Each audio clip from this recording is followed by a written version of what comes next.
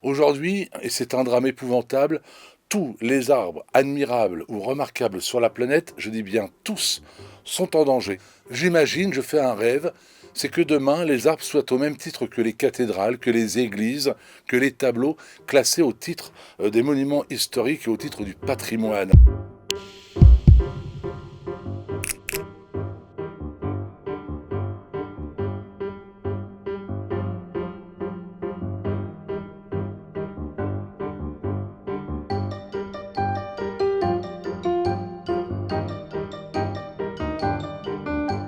Dans les communes, dans les départements, dans les régions, et parfois même au plus haut niveau de l'État, l'arbre n'est pas toujours considéré.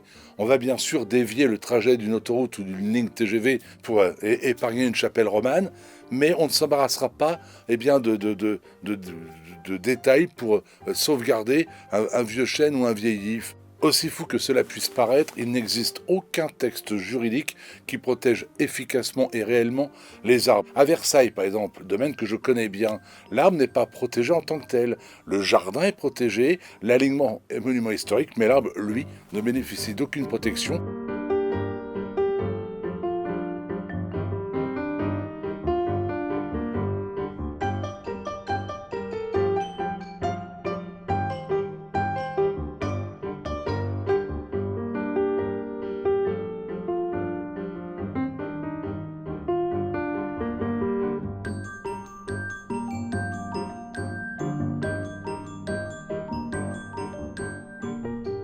L'arbre le plus vieux vivant sur la planète, c'est un sapin. Ce sapin est âgé de 9500 ans et quelques. Est-ce que quand on a atteint une telle ancienneté, n'est-on pas considéré comme immortel? Rien qu'en France. En France, l'olivier de Roquebrune-Cap-Martin est âgé de 2000 ans. C'est considérable. Il y a une vieille aubépine qui vit dans le département de l'Orne.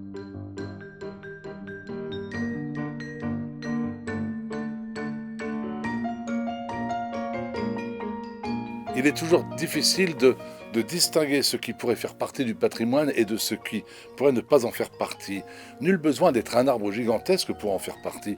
La petite fleur, qui a été mise au point par des fleuristes ou des horticulteurs le siècle passé, fait partie d'un témoignage d'un métier qui aujourd'hui est en passe peut-être de se transformer, voire de disparaître.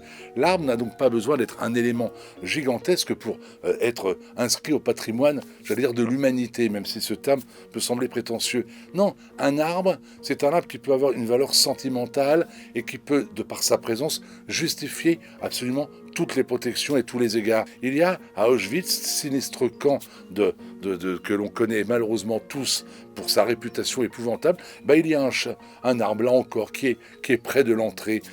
Je n'ose imaginer ce que cet arbre a vu. Cet arbre, c'est plus qu'un végétal planté. Ce sont des larmes, c'est du sang, c'est de la peur, c'est de l'angoisse. Il faut absolument protéger ces végétaux qui sont vraiment des témoins d'un siècle passé.